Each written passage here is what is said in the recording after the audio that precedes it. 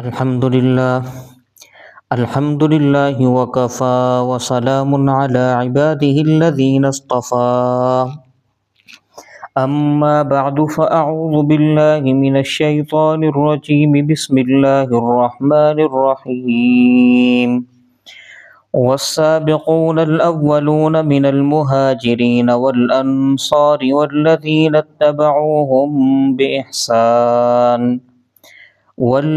اتبعوهم رضي الله عنهم ورضوا عنه وأعد لهم جنات تجري تحتها الأنهار خالدين فيها أبدا ذلك الفوز العظيم.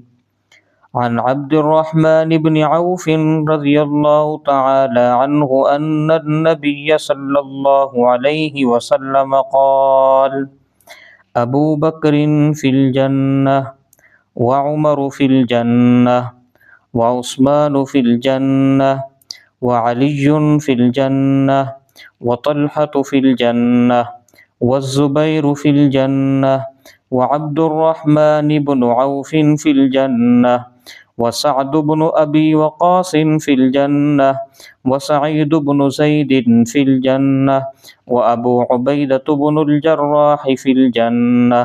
رواه الترمذي رحمه الله.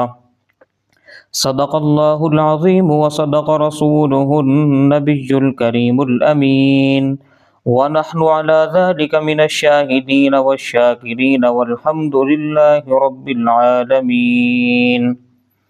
برادران گرامی،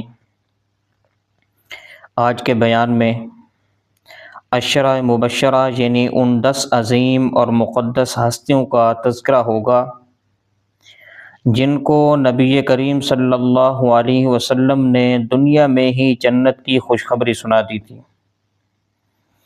عشرہ مبشرہ یہ عربی زبان کا لفظ ہے. عشرہ کہتے ہیں 10، مبشرہ کہتے ہیں خوشخبری پانے والے، یعنی 10 ایسی عظیم شخصیات جو خوشخبری پانے والی ہیں.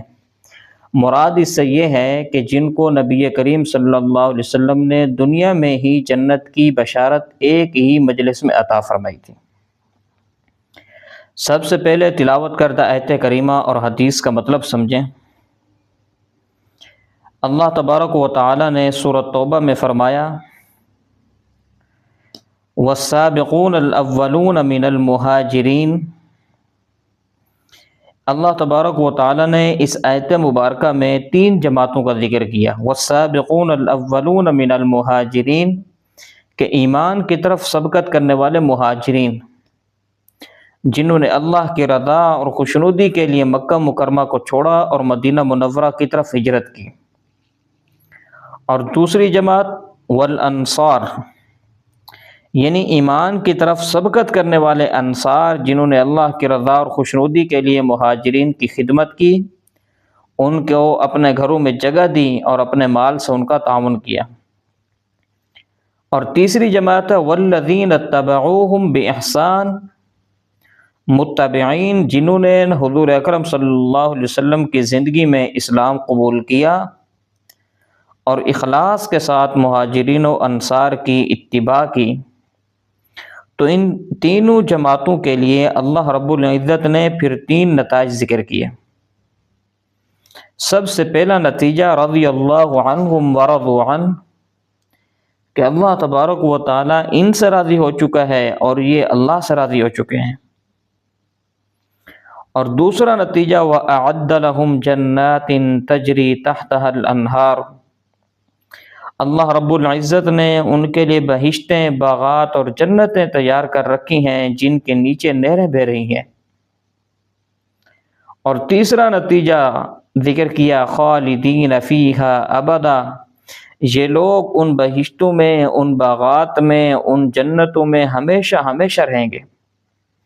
پھر خلاصے کے طور پر آخر میں فرمایا ذالک الفوز العظیم یہ بہت بڑی کامیابی ہے کہ اللہ رب العزت کی طرف سے رضا کا سرٹیفکیٹ مل جائے اور جنت کا ٹکٹ مل جائے.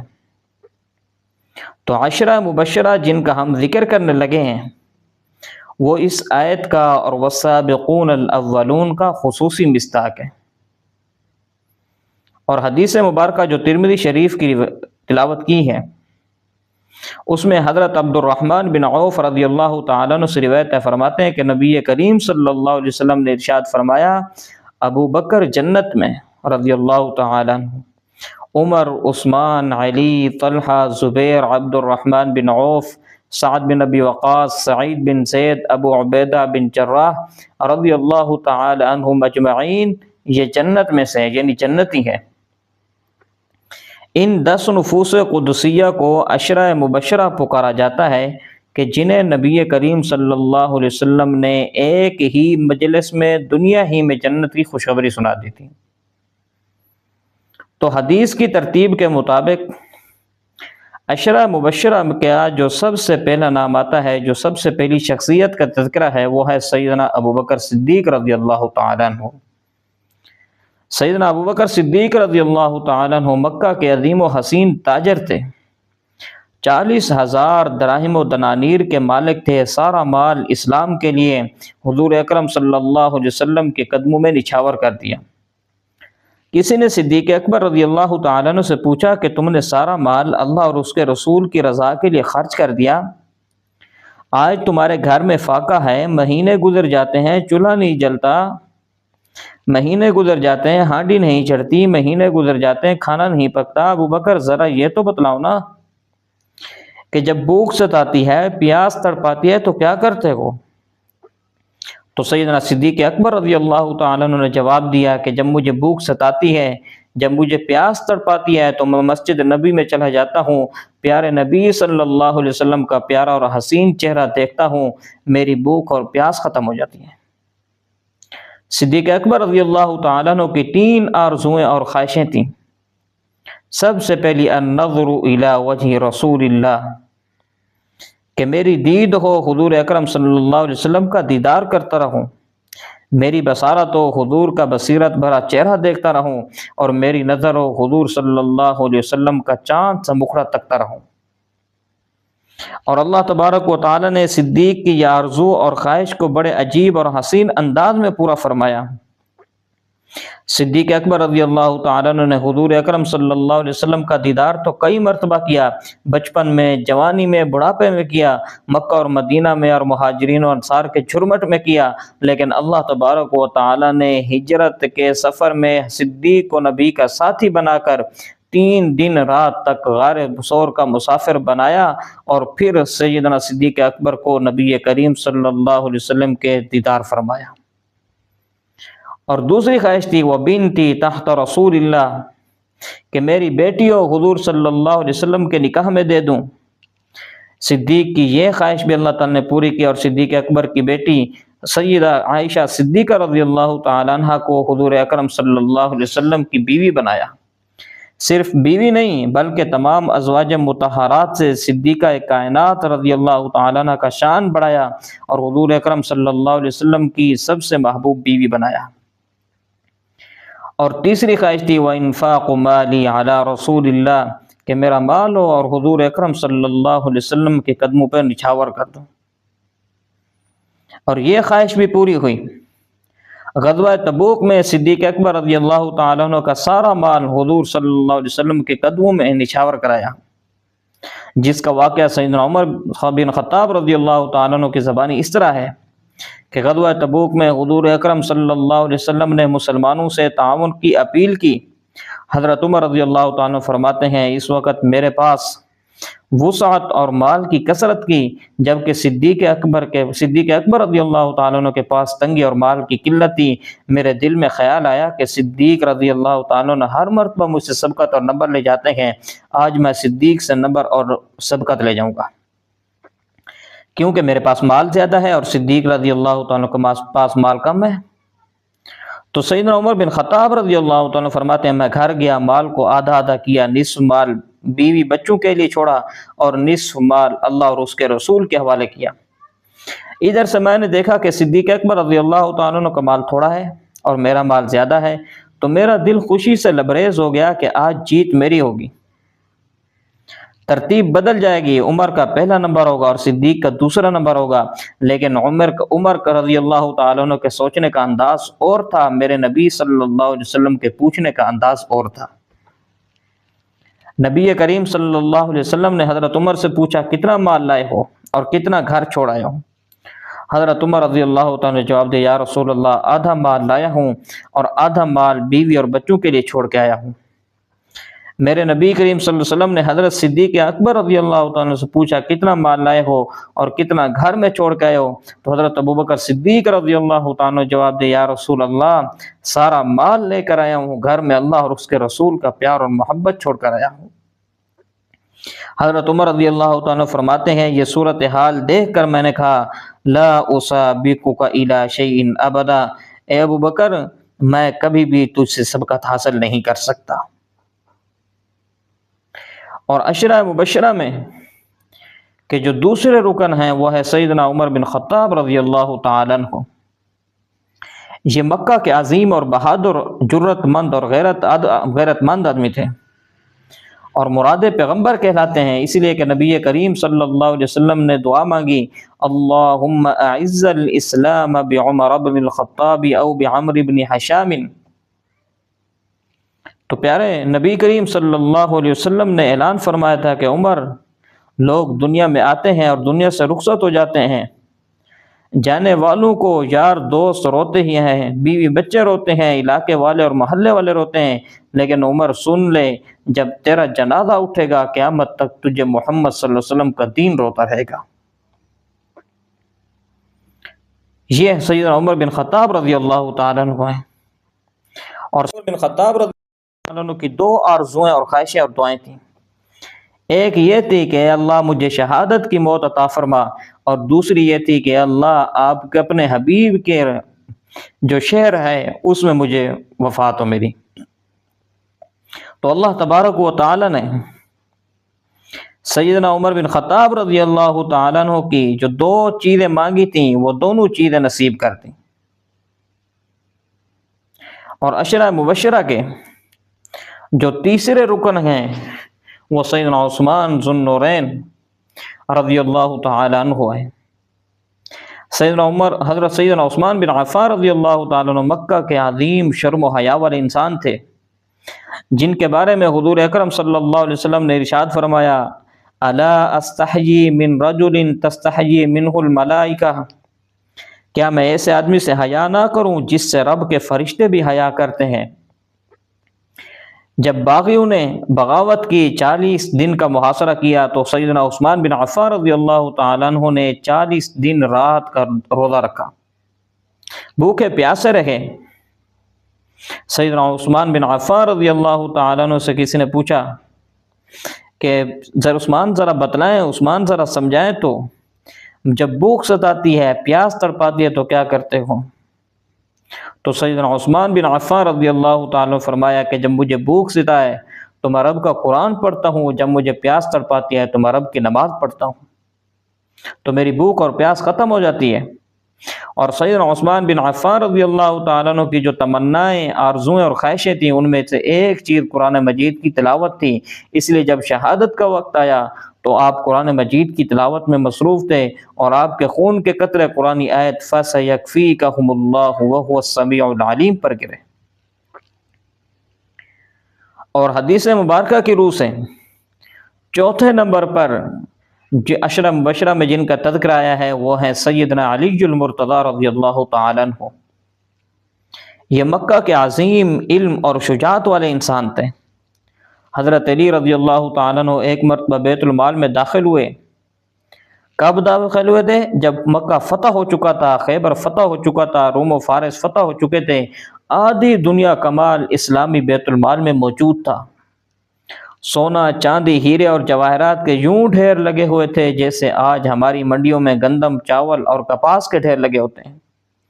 حضرت علی رضی اللہ تعالیٰ عنہ بیت المال میں داخل ہوئے، ہیرے اور جواہرات کی چمک دمک کو دیکھا، سونے اور چاندی کے ڈھیروں کو دیکھا، اور نفرت کے ساتھ پاؤں سے ٹھوکر ماری اور ارشاد فرمایا، یا دنیا غر غیری، اے دنیا، اوروں کو جا کر دھوکہ دینا، غیروں کو جا کر اپنی سجدہ دکھلانا، دوسروں کو جا کر اپنی چمک دمک سے حیرہ کرنا، ان نگاہوں نے پیارے نبی صلی اللہ علیہ وسلم کی پیاری اور حسین و جمیل شکل و صورت کو دیکھا ہے، اب ان نگاہوں میں سونے چاندی کی کوئی حیثیت نہیں رکھتے۔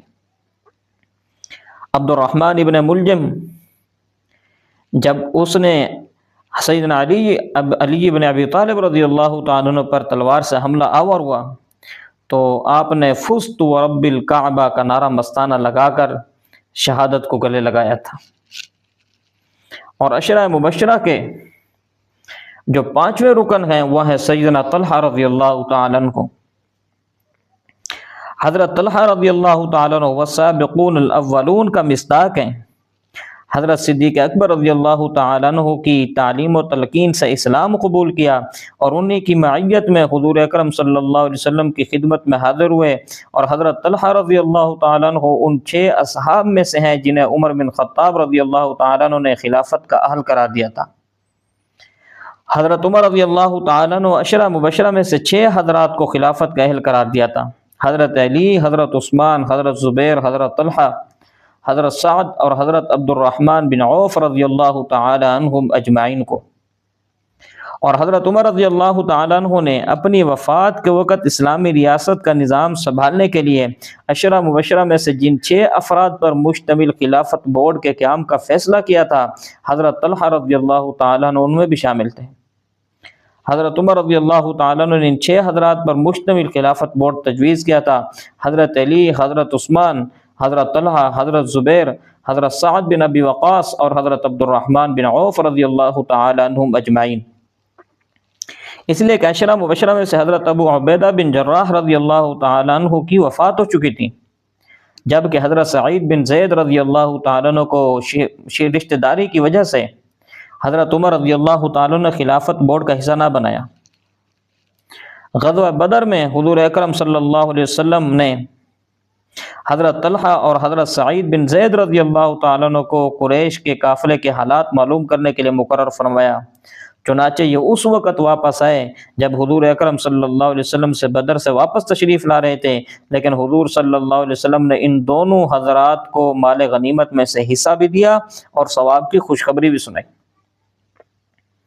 غزوہ احد میں حضور اکرم صلی اللہ علیہ وسلم جب ایک چٹان پر چڑھنے لگے تو حضرت طلحہ رضی اللہ تعالیٰ عنہ نے اپنی پشت آگے کر دی۔ حضور اکرم صلی اللہ علیہ وسلم آپ کی پشت پر اپنا پاؤں مبارک رکھ کر اوپر چڑھ گئے، اور حضور اکرم صلی اللہ علیہ وسلم نے ارشاد فرمایا، اوجب طلحہ پر جنت واجب ہو گئی۔ غزوہ احد میں حضور اکرم صلی اللہ علیہ وسلم پر جو تیر آتا تھا، حضرت طلحہ رضی اللہ تعالیٰ عنہ اسے اپنے ہاتھ پر لے لیتے تھے، جس سے ان کا ایک ہاتھ ہمیشہ کے لیے شل ہو گیا۔ موسیٰ بن طلحہ فرماتے ہیں کہ حضور اکرم صلی اللہ علیہ وسلم نے میرے والد حضرت طلحہ رضی اللہ تعالیٰ عنہ کو غزوہ احد میں طلحۃ الخیر، غزوہ تبوک میں طلحۃ الفیاس اور غزوہ حنین میں طلحۃ الجواد فرمایا تھا، اور آپ رضی اللہ تعالیٰ عنہ کی شہادت 20 جمادی الثانی 36 ہجری جنگ جمل میں، اور عمر اس وقت 64 سال کی تھی، اس وقت ہوئی ہے۔ اور چھٹے نمبر پر جن کا حدیث میں تذکرہ آیا ہے عشرہ مبشرہ میں، وہ ہے سیدنا زبیر رضی اللہ تعالیٰ عنہ۔ سیدنا زبیر رضی اللہ تعالیٰ عنہ نے 15 سال کی عمر میں اسلام قبول کیا۔ آپ ذو ہجرتین گئے۔ آپ کی والدہ صفیہ بنت عبد المطلب ہیں جو حضور صلی اللہ علیہ وسلم کی پھوپھی ہیں۔ حضرت زبیر رضی اللہ تعالیٰ عنہ پہلے شخص ہیں جنہوں نے فی سبیل اللہ تلوار نکالی۔ غزوہ بدر میں 2 گھوڑے تھے، ایک حضرت مقداد بن اسود رضی اللہ تعالیٰ عنہ کے پاس، دوسرا حضرت زبیر رضی اللہ تعالیٰ عنہ کے پاس۔ حضرت زبیر رضی اللہ تعالیٰ عنہ کے جسم میں تلوار کے 4 زخم تھے، جس میں 2 بدر کے تھے اور 2 یرموک کے تھے۔ بخاری اور مسلم میں حضرت جابر رضی اللہ تعالیٰ عنہ سے روایت ہے کہ ایک مرتبہ حضور اکرم صلی اللہ علیہ وسلم نے غزوہ احزاب کے دن ارشاد فرمایا، کون ہے جو دشمن کی خبر لائے گا؟ تو حضرت زبیر رضی اللہ تعالیٰ عنہ نے فرمایا کہ میں دشمن کی خبر لاؤں گا۔ حضور اکرم صلی اللہ علیہ وسلم نے ارشاد فرمایا، ان لکل نبی حواری وحواری الزبیر، کہ ہر نبی کا ایک حواری یعنی مددگار اور معاون ہوتا ہے، اور میرا حواری زبیر ہے رضی اللہ تعالیٰ عنہ۔ بخاری اور مسلم میں خود حضرت زبیر رضی اللہ تعالیٰ عنہ سے روایت ہے، فرماتے ہیں کہ حضور اکرم صلی اللہ علیہ وسلم نے ارشاد فرمایا، کون ہے جو بنو قریظہ میں جائے اور ان کی خبر لائے؟ تو فرماتے ہیں میں گیا اور خبر لایا، تو حضور اکرم صلی اللہ علیہ وسلم نے اپنے ماں باپ کو میرے لیے جمع کیا، یعنی آپ نے ارشاد فرمایا فداک ابی و امی، میرے ماں باپ تجھ پر فدا ہو۔ اور آپ کی شہادت 10 جمادی الاول 36 ہجری جنگ جمل میں، اس وقت ان کی عمر تھی 64 سال، اس وقت ان کی شہادت ہوئی ہے۔ حدیث مبارکہ کی روح سے 7ویں نمبر پر جس شخصیت کا تذکرہ ہے عشرہ مبشرہ میں، وہ ہے سیدنا عبد الرحمن بن عوف رضی اللہ تعالیٰ عنہ۔ سیدنا عبد الرحمن بن عوف کی پیدائش عام الفیل کے 10 سال بعد مکہ مکرمہ میں ہوئی، اور آپ ان 8 مسلمانوں میں سے ایک ہیں جنہوں نے ابتداء میں اسلام کو قبول کیا۔ آپ عشرہ مبشرہ کے ان 5 افراد میں سے ایک ہیں جو حضرت ابوبکر صدیق رضی اللہ تعالیٰ عنہ کی تبلیغ سے مشرف با اسلام ہوئے۔ آپ عشرہ مبشرہ کے ان 6 افراد میں شامل ہیں جنہیں حضرت عمر بن خطاب رضی اللہ تعالیٰ عنہ نے خلافت کا اہل قرار دیا تھا۔ حضور اکرم صلی اللہ علیہ وسلم نے آپ کے پیچھے ایک سفر میں نماز فجر بھی ادا فرمائی۔ آپ ایک بڑے تاجر اور سخی انسان تھے۔ حضور اکرم صلی اللہ علیہ وسلم نے ارشاد فرمایا کہ میرے بعد صابر اور صدیق لوگ، اور ایک روایت میں ہے کہ صادق اور سخی لوگ ہی ازواج مطہرات کی خدمت کریں گے۔ انہی لوگوں میں حضرت عبد الرحمن بن عوف رضی اللہ تعالیٰ عنہ بھی شامل ہیں جنہوں نے ایک مرتبہ 40,000 مالیت کا باغ ازواج مطہرات کو دے ڈالا تھا۔ اسی وجہ سے ازواج مطہرات دعا فرماتی تھیں کہ اللہ عبد الرحمن بن عوف کو جنت کی سلسبیل سے سیراب فرما۔ اور آپ کی وفات 32 ہجری مدینہ منورہ میں 72 سال کی عمر میں ہوئی ہے، اور آپ کو جنت البقیع میں دفن کیا گیا۔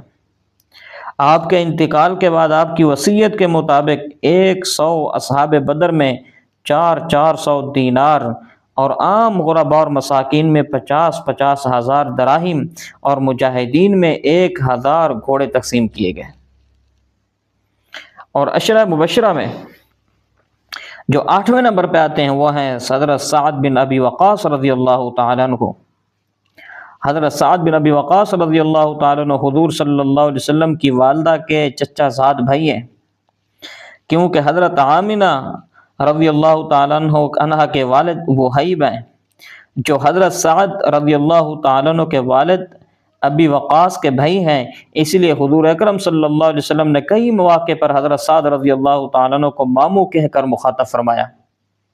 آپ نے ابتدائے بعثت میں 6 نمبر پر 17 سال کی عمر میں اسلام قبول فرمایا۔ تمام غزوات میں حضور اکرم صلی اللہ علیہ وسلم کے ہم رکاب رہے۔ حضرت عمر رضی اللہ تعالیٰ عنہ کی جانب سے عراق کے گورنر، اور حضرت عثمان رضی اللہ تعالیٰ عنہ کی جانب سے آپ کوفہ کے گورنر بھی رہے ہیں۔ بخاری اور مسلم میں روایت ہے، حضرت سعد رضی اللہ تعالیٰ عنہ خود ارشاد فرماتے ہیں کہ میں عرب کا پہلا آدمی ہوں جس نے اللہ کے راستے میں تیر چلایا۔ غزوہ احد میں حضور اکرم صلی اللہ علیہ وسلم نے ارشاد فرمایا یا سعد ارمی فداک ابی و امی، اے سعد تیر چلا، میرے ماں باپ تجھ پر فدا ہوں۔ تو حضرت سعد رضی اللہ تعالیٰ عنہ نے غزوہ احد میں 1000 تیر چلائے۔ ایک روایت میں حضور اکرم صلی اللہ علیہ وسلم نے ارشاد فرمایا اللہم اشدد رمیتہ واجب دعوتہ، اے اللہ اس کے تیر کو نشانے پر بٹھا اور اس کی دعا کو قبول فرما۔ اور آپ کی جو وفات ہے وہ 55 ہجری میں ہوئی ہے، 80 سال کی عمر میں۔ آپ نے عشرہ مبشرہ میں سب سے آخر میں انتقال فرمایا۔ آپ کو صادق الحدیث، صادق الروایات، صادق اللہجہ اور صادق القول کہا جاتا ہے۔ عشرہ مبشرہ میں 9ویں نمبر پر جس شخصیت کا تذکرہ آتا ہے وہ ہے حضرت سعید بن زید رضی اللہ تعالیٰ عنہ۔ حضرت سعید بن زید رضی اللہ تعالیٰ عنہ حضرت عمر کے چچا زاد بھائی اور بہنوئی تھے۔ حضرت عمر رضی اللہ تعالیٰ عنہ کی ہمشیرہ سیدہ فاطمہ رضی اللہ تعالیٰ عنہ کے ساتھ آپ کا نکاح ہوا تھا۔ یہ سیدہ فاطمہ حضرت عمر رضی اللہ تعالیٰ عنہ کی بہن ہے، اور دوسری وہ زہرا رضی اللہ تعالیٰ عنہ جو وہ حضور اکرم صلی اللہ علیہ وسلم کی صاحبزادی ہیں، وہ اور ہیں یہ اور ہیں۔ تو حضرت سعید رضی اللہ تعالیٰ عنہ آغاز بعثت میں ہی اسلام لے آئے تھے، اور حضرت فاطمہ رضی اللہ تعالیٰ عنہ بھی حضرت عمر رضی اللہ تعالیٰ عنہ سے پہلے اسلام قبول کر چکی تھیں، اور یہی دونوں حضرات حضرت عمر رضی اللہ تعالیٰ عنہ کے اسلام لانے کا سبب اور باعث بنے تھے۔ حضرت سعید رضی اللہ تعالیٰ عنہ غزوہ بدر میں حضرت زبیر رضی اللہ تعالیٰ عنہ کے ساتھ قافلہ قریش کی اطلاع حاصل کرنے کے لیے بھیجے گئے تھے، اس لیے بدر کی غنیمت و اجر میں شامل کیے گئے۔ تمام غزوات میں حضور اکرم صلی اللہ علیہ وسلم کے ساتھ رہے، اور جنگ یرموک اور فتح دمشق میں بھی شامل رہے۔ مروان بن حکم جو حضرت معاویہ رضی اللہ تعالیٰ عنہ کی جانب سے مدینہ کا گورنر مقرر کیا گیا تھا، ان کے پاس اروا نامی ایک بڑھیا نے شکایت پیش کی کہ سعید رضی اللہ تعالیٰ نے میری زمین غصب کر لیا۔ مروان نے آپ کو طلب کیا تو آپ نے پیغام بھیجا کہ تم میری نسبت یہ گمان کرتے ہو کہ میں نے اس بڑھیا پر ظلم کیا ہے، حالانکہ میں نے حضور اکرم صلی اللہ علیہ وسلم نے سنا ہے من اخذ شبرا من الارض ظلما طوقہ الى 7 الارضین، کہ جس شخص نے ایک بالش زمین بطور ظلم کے حاصل کی تو اس زمین کے بقدر ساتوں زمینیں اس کے گلے میں بطور ٹوک ڈال دی جائیں گی۔ پھر آپ نے 3 دعائیں مانگی، اے اللہ اگر یہ بڑھیا جھوٹی ہے تو اسے اندھا کر دے، اس کے گھر کے کنویں میں گرا دے، میرے سچ کو مسلمانوں پر واضح کر دے۔ چنانچہ آپ کی تینوں دعائیں اللہ تعالیٰ کے ہاں مقبول و منظور ہو گئیں۔ بڑھیا اندھی ہو گئی، پھر ایک دن چلتے چلتے اپنے گھر کے کنویں میں گر کر مر گئی، اور وہی کنواں اس کا مقبرہ بن گیا۔ مسلمانوں پر حضرت سعید بن زید رضی اللہ تعالیٰ عنہ کی حقانیت واضح اور ظاہر ہو گئی۔ اہل مدینہ میں یہ ضرب المثل بن گئی، اعماک اللہ کما اعمی الاروا، کہ اللہ تجھے ایسا اندھا کرے جیسے اروا کو اندھا کیا۔ اور آپ کی وفات 51 ہجری میں عقیق نام کے جو مقام ہے اس پہ بھی ہے، اور اس وقت آپ کی عمر 70 سال سے زائد تھی۔ حضرت عبداللہ بن عمر اور حضرت سعد بن ابی وقاص رضی اللہ تعالیٰ عنہما نے آپ کو غسل دیا اور آپ کو قبر میں اتارا۔ آپ کا نماز جنازہ سیدنا عبداللہ بن عمر رضی اللہ تعالیٰ نے خود پڑھایا۔ اور عشرہ مبشرہ میں جو 10ویں رکن اور سب سے آخری جن کا تذکرہ آتا ہے حدیث مبارکہ میں، وہ ہے سیدنا ابو عبیدہ بن جراح رضی اللہ تعالیٰ عنہ۔ یہ انہوں نے 8 آدمیوں کے بعد 9ویں نمبر پہ اسلام قبول کیا ہے۔ آپ ذوالحجرتین ہیں کہ حبشہ اور مدینہ کی طرف آپ نے ہجرت کی۔ تمام غزوات میں حضور اکرم صلی اللہ علیہ وسلم کے ساتھ رہے۔ خلافت شیخین میں شام و عراق و فلسطین میں لشکر اسلام کے سپہ سالار رہے ہیں۔ غزوہ بدر میں آپ کا والد جو کافر تھا آپ کے مد مقابل آیا، تو جو اللہ سے رشتہ قائم ہو چکا تھا اس کے مقابلے میں ہر رشتہ ٹوٹ گیا۔ باپ بیٹے کے درمیان تلوار چل گئی، ایمان کفر پر غالب آ گیا، اور باپ اپنے بیٹے کے ہاتھوں مقتول ہو گیا۔ غزوہ احد میں حضور اکرم صلی اللہ علیہ وسلم نے خود مبارک کے 2 حلقے آپ کے رخسار مبارک میں گھس گئے تھے، تو حضرت ابو عبیدہ رضی اللہ تعالیٰ عنہ نے انہیں اپنے دانتوں سے پکڑ کر نکالا، جس سے آپ کے سامنے کے دو دانت ٹوٹ گئے تھے۔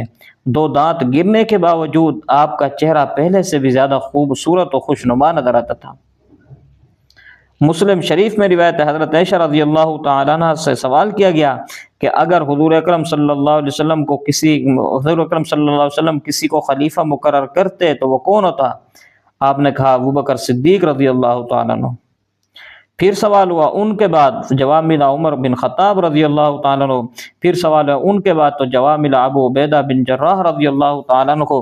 حضرت عبداللہ بن عمر رضی اللہ تعالیٰ عنہ سے منقول ہے کہ قریش کے 3 افراد سب سے زیادہ روشن چہرے والے، عمدہ اخلاق والے، مضبوط دل والے اور سچے دل والے ہیں۔ ان میں سب سے پہلے سیدنا ابوبکر صدیق، پھر ابو عبیدہ بن جراح، اور تیسرے نمبر پر سیدنا عثمان بن عفان رضی اللہ تعالیٰ عنہ اجمعین ہے۔ جب حضرت ابو عبیدہ رضی اللہ تعالیٰ عنہ شام کے گورنر تھے، تو حضرت عمر رضی اللہ تعالیٰ عنہ شام کے دورے پر تشریف لائے۔ ایک دن حضرت ابو عبیدہ کے گھر تشریف لے گئے تو گھر میں کوئی کھانے پینے کی چیز اور کوئی ساز و سامان نظر نہ آیا۔ حضرت عمر رضی اللہ تعالیٰ عنہ کی آنکھوں میں آنسو آ گئے اور بولے ابو عبیدہ دنیا نے ہم سب کو بدل گیا لیکن تمہیں نہ بدل سکی۔ اور بخاری اور مسلم میں حضرت انس رضی اللہ تعالیٰ عنہ سے روایت ہے، حضور اکرم صلی اللہ علیہ وسلم نے فرمایا لِكُلِّ أُمَّةٍ أَمِينٌ وَأَمِينُ هَذِهِ الْأُمَّةِ أَبُو عُبَيْدَةُ بْنُ الْجَرَّاحِ، کہ ہر امت کے لیے ایک امین ہوتا ہے اور اس امت کے امین ابو عبیدہ بن جراح ہیں، اور آپ نے 58 سال کی عمر میں مقام رملہ پر جہان فانی سے عالم بقا کی طرف کوچ فرمایا۔ یہ 18 ہجری تھی۔ حضرت معاذ بن جبل رضی اللہ تعالیٰ عنہ آپ کی